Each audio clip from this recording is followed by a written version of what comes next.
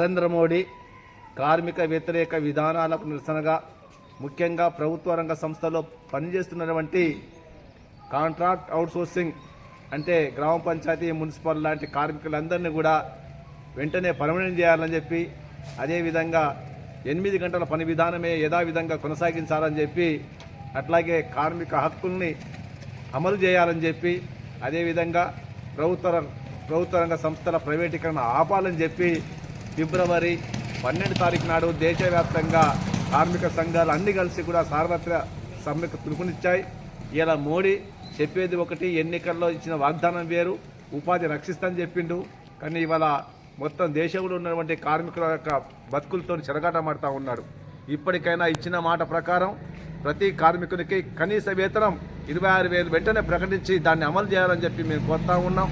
ఇలా పంచాయతీ కార్మికులు సఫాయి కార్మికులే దేవుళ్ళని చెప్పి సఫాయి కార్మికులు లాంటి వాళ్ళని ఢిల్లీకి పిలిపించి సన్మానం చేసి పాదాభివందనం చేసి సరిపోలేదు. ఇవాళ ఈ కార్మికుల మధ్య కూడా చాలా వేతనాలు డిఫరెంట్ ఉన్నాయి, తేడా ఉన్నాయి.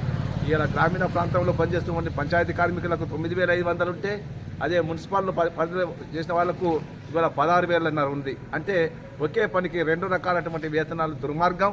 అదేవిధంగా సుప్రీంకోర్టు ఇచ్చినటువంటి జడ్జిమెంట్ ప్రకారం సమాన పనికి సమాన వేతనం వెంటనే అమలు చేయాలని చెప్పి ఇలా దేశంలో ఉన్నటువంటి కార్మిక సంఘాలు అట్లాగే IFTU కలిసి ఫిబ్రవరి 12కు పిలుపునిస్తున్నాయి.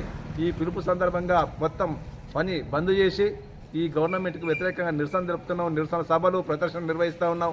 కాబట్టి పంచాయతీ కార్మికులు కానీ మున్సిపల్ కార్మికులు కానీ అందరూ కూడా ఈ సమ్మెలో పెద్ద ఎత్తున పాల్గొని జయప్రదం చేయాలని చెప్పి కార్మికులకు IFTU తరఫున పిలుపునిస్తూ ఉన్నాం. తెలంగాణ ఆదర్శ గ్రామ పంచాయతీ వర్కర్స్ యూనియన్ కార్మికులందరూ కూడా పెద్ద ఎత్తున ఈ యొక్క సమ్మెలో పాల్గొనాలని చెప్పి ఈ సందర్భంగా వారందరికీ తెలియజేస్తూ ఉన్నాం.